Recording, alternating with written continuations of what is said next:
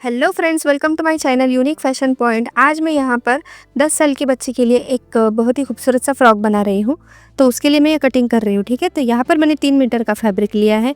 अब यहाँ पर सबसे पहले हम योक पार्ट रेडी करेंगे। तो योक पार्ट के लिए मैंने जितना भी योक का लेंथ रखना है ना, उस हिसाब से फैब्रिक कट कर लिया है। अब सबसे पहले हम हमारा जो फुल शोल्डर है उसका हाफ़ करेंगे। तो यहाँ पर मैंने 5.5 इंच पर मार्किंग कर दी। अब नेक की साइड में मैं 2 इंच का मार्किंग करूँगी। अब जो 5.5 इंच की मार्किंग की थी ना, वहाँ से मैं हाफ़ इंच डाउन जाऊँगी और वहाँ पर एक क्रॉस लाइन ड्रॉ कर लूँगी।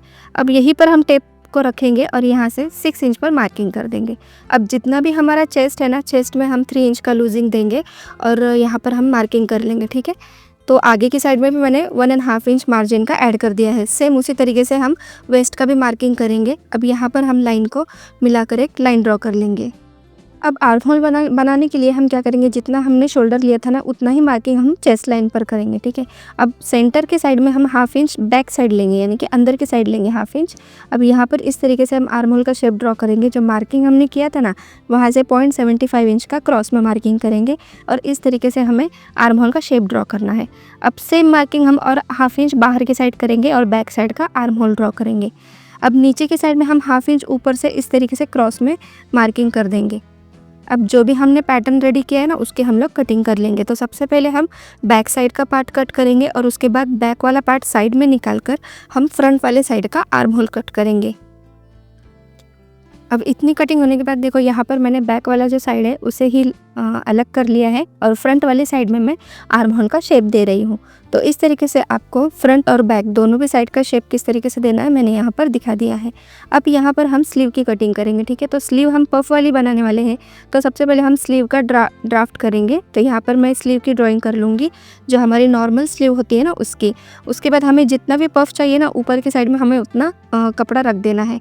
तो यहाँ पर मैं 1 इंच का पफ रखूँगी, तो मुझे यहाँ पर 2 इंच का पफ लेना है। ठीक है, अब यहाँ पर मैं इस तरीके से स्लीव की ड्राफ्टिंग कर लूँगी। अब इस पे मैं कटिंग कर रही हूँ। अब स्लीव की जो नीचे की बाजू है ना, वहाँ पर भी मैं प्लीट्स लेने वाली हूँ, इसलिए मैंने ये ब्रॉड रखा है। अब घेरा बनाने के लिए हम यहाँ पर फैब्रिक को इस तरीके से फोल्ड करेंगे।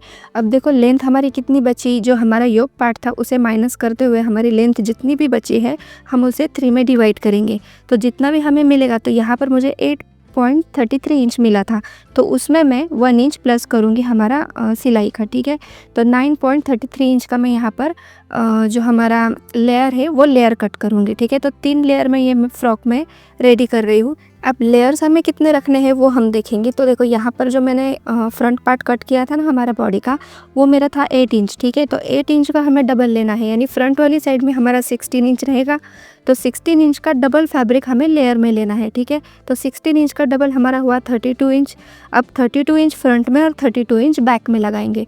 उसी तरीके से सेकेंड लेयर हम जब लगाएंगे ना, तो सेकेंड लेयर हमारी 32 इंच से डबल रहेगी। ठीक है, तो 64 इंच के हम फ्रंट में लगाएंगे, 64 इंच के हम बैक में लगाएंगे। तो इस तरीके से हम थर्ड लेयर जो बनाएंगे, तो थर्ड लेयर भी हमें 62 का डबल कर लेना है। तो इस तरीके से हम हमारा जो लेयर है वो डिसाइड करेंगे। तो यहाँ पर देखो, मैंने अस्तर भी हमारा सेम कट कर लिया है। अब इसकी स्टिचिंग कैसे करनी है वो हम मशीन पर देखेंगे। ठीक है, तो यहाँ पर मैं सबसे पहले जो हमारे लेयर्स है ना, लेयर्स के हम गैदर्स डाल कर ले लेंगे यहाँ पर। तो लेयर्स में मैं इस तरीके से बारीक बारीक गैदर्स लगाऊंगी। अब पूरे लेयर में हम गैदर्स रेडी करके रख देंगे। तो फर्स्ट लेयर सेकंड लेयर हमारी पूरी गैदर लगा के रेडी है। अब हम इसे अटैच कर लेंगे। देखो, यहाँ पर मैं जो हमने लेयर्स रेडी कर ली थी ना, उसे हम अटैच कर लेंगे। तो यहाँ पर 3 लेयर मैंने अटैच कर ली है। हमने जो मेजरमेंट लेकर लेयर कट कर ली थी ना, तो यहाँ पर गैदर लेने के बाद हमारी मेजरमेंट बराबर आएंगी। तो देखो, तीनों भी लेयर मैंने यहाँ पर अटैच कर लिए हैं। उस तरीके से मैं यहाँ पर लेस भी लगाने वाली हूँ। तो लेस को देखो, मैंने एक ही लेस को 2 या 3 अलग अलग तरीके से डिज़ाइन करके लगा दिया है। अब नॉर्मली जो लेस का डिज़ाइन है उसकी मैंने 3 लेयर यहाँ पर लगा दी है। अब लेस को मैंने ओपन कर लिया, उसमें से मैंने जो सिंगल वाली लेस है उसे मैं अटैच कर रही हूँ। अब जो दूसरी वाली डिज़ाइन है उसे भी मैं इसके ऊपर अटैच कर लूँगी। तो इस तरीके से मैंने लेस में डिज़ाइन बनाकर यहाँ पर रेडी किया है।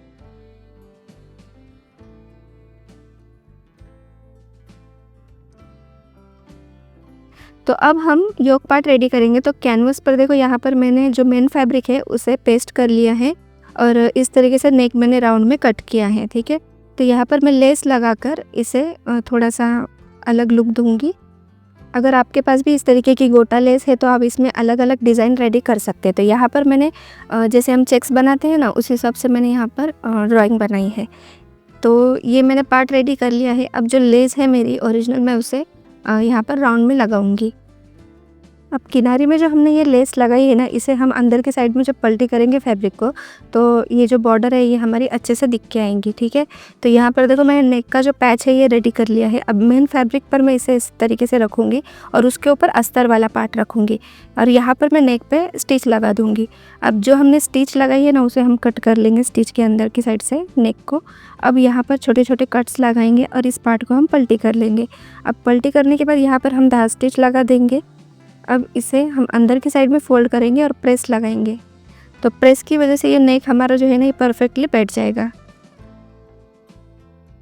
अब बैक साइड का नेक हम रेडी करेंगे। तो देखो डायरेक्टली हम इसके ऊपर अस्तर का फैब्रिक रखेंगे और जो नेक हमने फ्रंट का रेडी किया है उस हिसाब से 1/2 इंच का मार्जिन छोड़ते हुए हम यहाँ पर कट लगाएंगे बैक साइड के नेक की और यहाँ पर स्टिच लगा देंगे। तो दोनों को मिलाकर हमने स्टिच लगा दी है। अब धागा स्टिच लगा के हम नेक को पलटी कर लेंगे। तो बैक साइड का भी नेक हमारा रेडी हो गया है। अब हम शोल्डर अटैच कर लेंगे। तो शोल्डर इस तरीके से हम लगाएंगे। देखो बराबर इसी तरीके से आपको शोल्डर अटैच करना है ताकि हमारा शोल्डर आगे पीछे ना हो। तो शोल्डर भी हमारे दोनों साइड के रेडी हो गए हैं। जिस तरीके से एक साइड मैंने रेडी किए ना, इसी तरीके से दूसरी साइड भी हम रेडी कर लेंगे। अब दोनों साइड के शोल्डर हमारे रेडी हो जाएंगे तो हम स्लीव को अटैच कर लेंगे। तो स्लीव को देखो यहाँ पर मैं हल्का सा कट लगाऊंगी और जो कट हमने लगाया ना, वहीं से हम प्लेट्स लगाएंगे। तो प्लेट हमें सेट करते हुए लगानी है। तो दोनों साइड की जो स्लीव है उसके मैंने यहाँ पर प्लेट्स लगा दिए। अब इसे मैं हमारा जो टॉप का पार्ट है उसे मैं अटैच कर लूँगी। नीचे की साइड में भी हमें गैदर्स डाल देने हैं। ठीक है, अब स्लीव को बराबर से हम अरेंज करेंगे और यहाँ पर स्टिच कर लेंगे। ठीक है, तो स्लीव को मैं इसके ऊपर ऐसे रख रही हूँ और स्टिच लगा रही हूँ ऊपर से।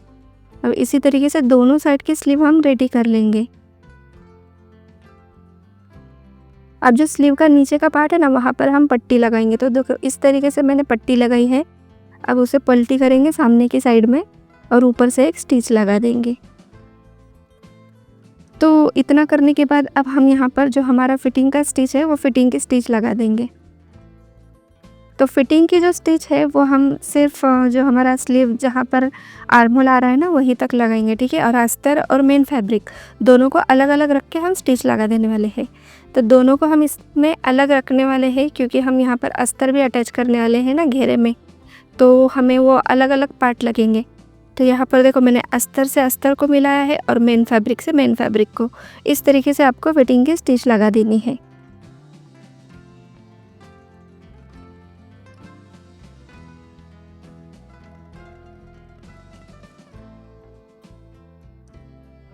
अब देखो हमारा जो घेरे का फैब्रिक है उसे हम सिर्फ मेन फैब्रिक से अटैच करेंगे। अस्तर वाले फैब्रिक को हम इसमें नहीं लेंगे। तो सिर्फ मेन वाले फैब्रिक में ही हम घेरा अटैच करेंगे, अस्तर वाले फैब्रिक में हम अस्तर अटैच करेंगे। तो यहाँ पर देखो मैंने ये घेरा अटैच कर लिया है। अब मैं अस्तर वाला जो मेरा फैब्रिक है उसे मैं घेरे में अटैच करूँगी अस्तर वाले फैब्रिक से। ठीक है, तो देखो यहाँ पर मैंने इसी तरीके से उसके ऊपर अस्तर रखा और अस्तर से अस्तर को अटैच कर लिया।